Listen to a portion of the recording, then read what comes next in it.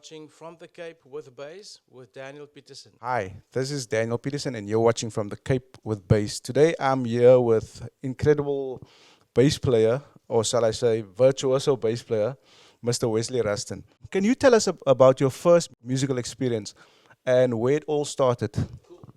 Well, it all started in 1979 when my brother introduced the acoustic guitar to me. And obviously, that was my first introduction to the three major chords of G, C, and D, which is obviously known as Grace at the time, you know.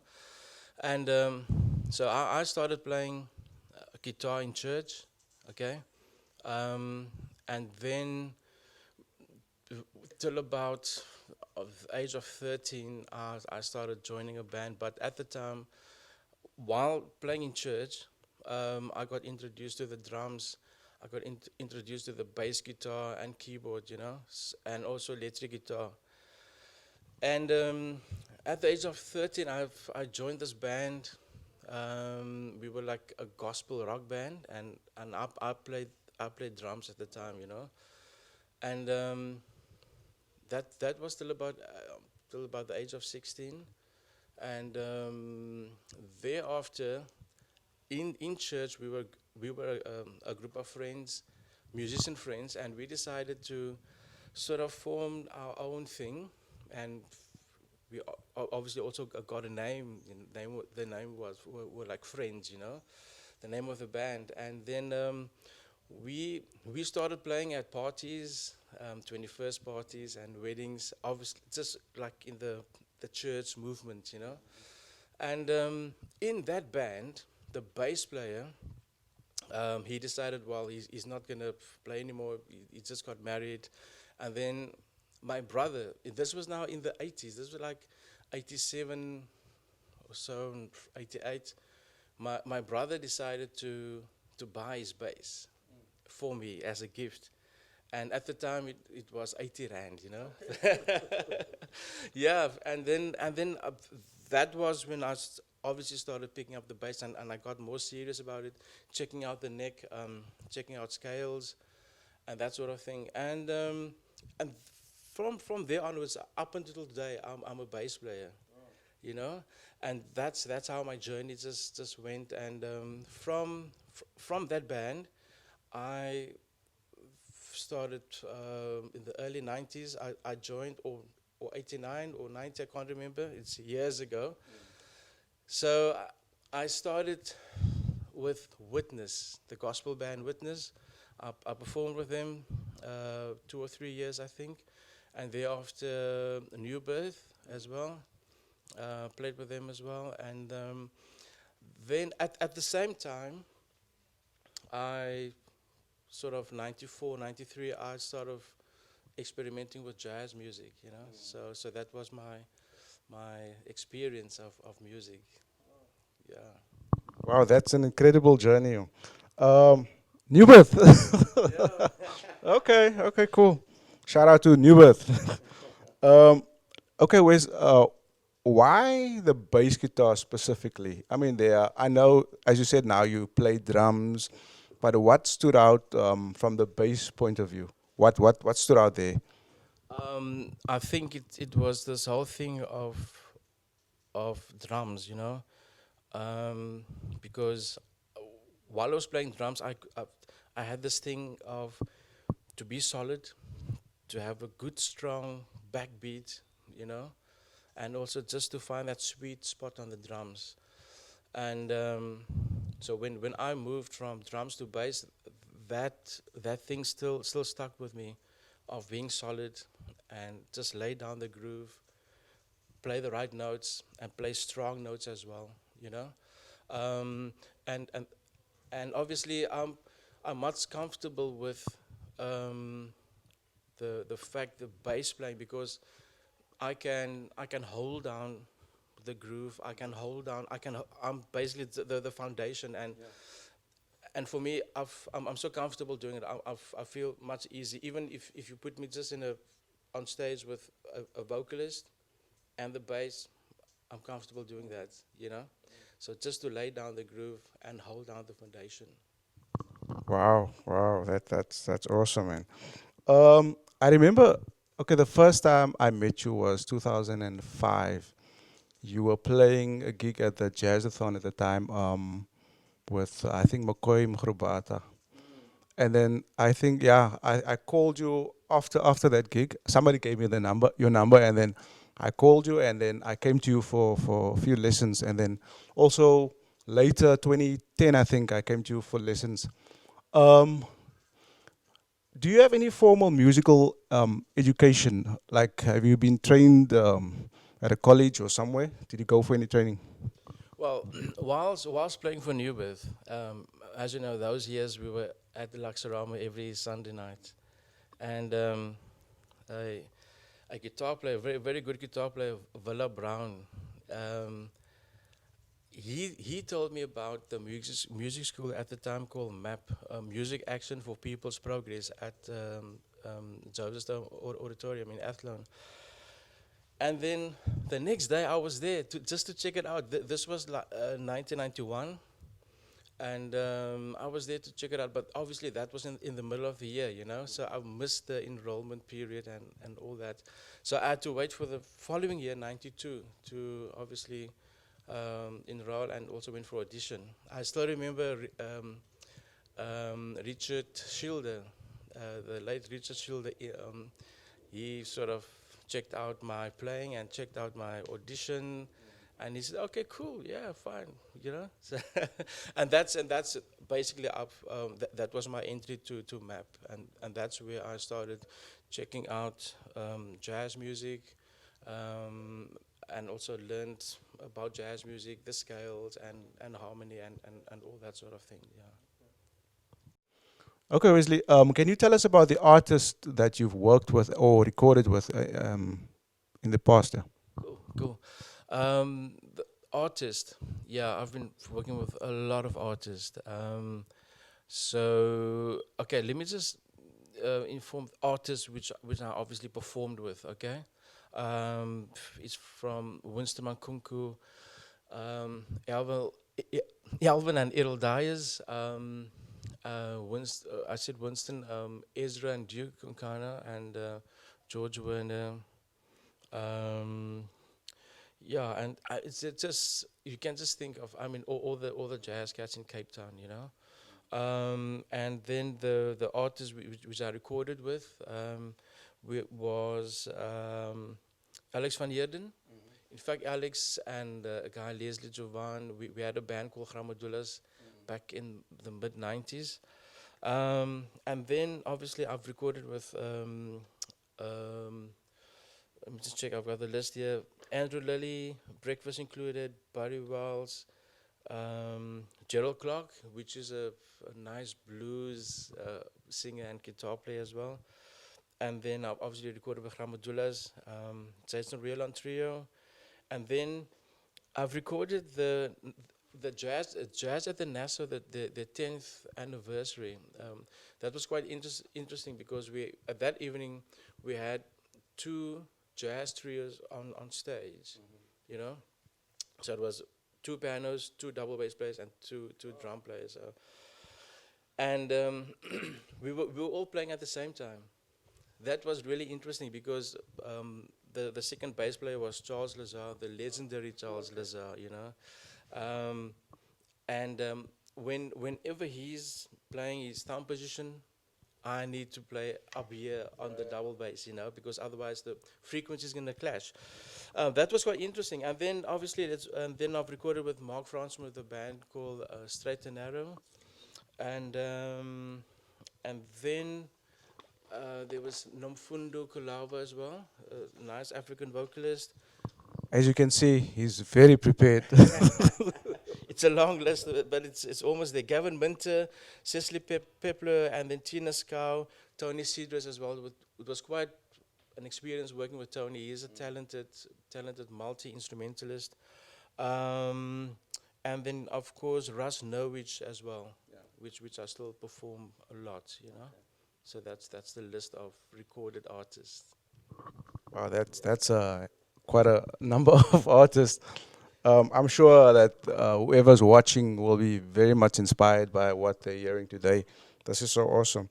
Um, yeah, can you tell us about your gear? The gear. I see you have a Fender Jazz bass with you. Yeah. So can you just tell us about all the gear that you have or that you're using for recording and for live performances? Okay, with gear with my electric basses? I grew up with Fender. I tried. I had a chord bass 5 string a couple of years ago. I just couldn't get. There was no connection with it. So, but the story behind Fender was, as I told you earlier on about that 80 rand bass. It was a Cobra bass. Of They obviously discontinued, but it was a 4 string bass with a maple body. Maple neck and an ash body. But the electronics wasn't that good. Um, so every time when after performance, the pickups would just collapse, and then I need to just take it out and screw up everything. And then my father bought me a Fender jazz bass. At the time, it was just Paul Barth and Claremont. I think this was like 87 or 88, around about there. In fact, that bass, it was a Fender jazz bass, Japanese model. Okay, I swapped that one for this model. This is a Fender jazz bass made in Mexico. Mexican body, and so since that time I've been playing Fender. Now that 4 string which my father bought, um, years later I've obviously taken out the frets and made it fretless. And then um, in early 2000, 2001 or so, or around about there, I bought my USA 5 string jazz bass, and I'm still happy with that bass. And of course, with both my Fender basses, I'm using badass bridges just to give you that extra sustain and extra punch. And then I've got a Ibanez musician bass, fretless. That's one of my darling cells as well. It's a really, really good bass. So strings wise, I'm using DR strings, low riders. Um, After all these years, I've tried all the strings that was at all music shops in Cape Town, and until I've discovered the DR strings. Unfortunately, it's not available in. Well, yeah, it is. It is available now in Cape Town, but before I had to obviously purchase online. You know, the nice thing about the strings is that each and every string is so consistent. You know, I, I used to buy other brands, then I would find the A string or the E is a bit dull, then the G and D. But with the DR, it's evenly, it's sustained. I mean, it's just amazing.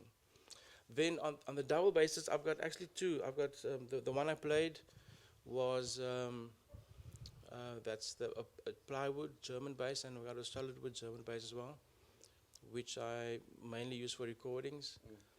Now on the double bass, I like and I prefer Diodario's hybrids. Yeah, they just give you that extra growl and warmth. And pickups for double bass, I'm using Realist pickups. Amplification, double bass, I prefer the Gallon-Kruger bass amp, but it's the small Gallon-Kruger, the micro. That one is designed for double bass. It's so warm, it's so natural. Um, and obviously with double bass you need less. You don't need a lot of EQ and stuff like that. So the Gallon-Kruger works perfect for double bass. And electric bass, I prefer the Ampeg SVT 4 Pro. For my Fender basses, it's just I set everything flat, plug in, and that's my sound and that's my tone. Like for instance, I was playing at some jazz festival, and on the stage there was a SVT 4 Pro and another bass amp, which I'm obviously not going to mention. And I set both of them flat, And I called the piano player over and I said, just check this in with the amp, which I don't like. And the guy said, okay. The piano player said, okay. And then I plugged into the amp pick. He says, wow. That was his reaction, you know. And that's it, you know. For me, all these years I've been playing with Ampic SVT4 Pros for electric basses. So that's my gear. Yeah, that's awesome. That's awesome, man. Can you give any advice for young up and coming bass players and for musicians out there, please? Cool.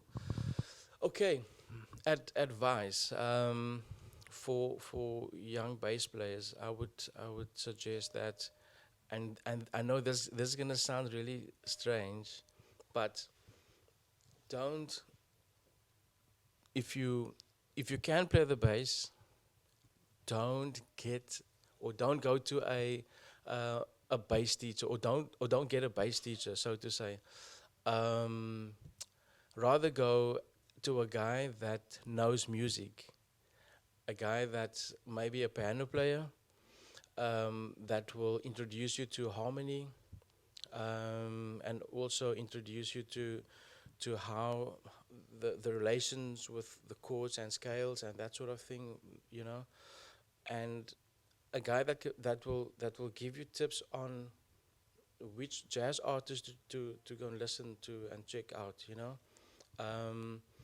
and obviously practice and work hard, you know. Um, then in general, I would say for musicians, just to stay humble, you know, because I've seen in this industry that nobody's irreplaceable in this music industry, you know. If you think you know it all, the next guy will just come and blow you away, you know. So even guys that's been in this industry for 40 odd years up until today, they still learning, you know. So for your whole life it's a learning curve. So stay humble and check out the right music. Cool. Thank you so much, Wesley. Okay, I'm gonna do this now. Wesley still teaches. He does online classes. So we'll have the details below. So if you wanna do any online classes with him, he's available. Wes, thank you so much for your time. Thank you so much for your invaluable knowledge that you're sharing with us. I hope everybody and the people out there will be inspired. Thank you so much. Cool. Thanks, man. Cool. Awesome. Thank you. Okay, so I'm gonna connect my Sadowski preamp, which is obviously made by Roger Sadowski in New York. The circuitry is the same circuitry that's in all of his Sadowski basses, and it just gives a nice effect. So at the moment everything is on flat. Just want to show you. So this is now that's without, and this is with the preamp. Wow. Can you hear? Okay. But this bass is a passive bass, right? It's passive, yeah. Okay. Seymour Duncan's, and these pickups are based on the 1962 Jazz Fender bass. Okay. Okay, so it gives you that nice vintage sound as well. Okay, and then of course the badass bridge, Yeah. you know. Cool. Okay.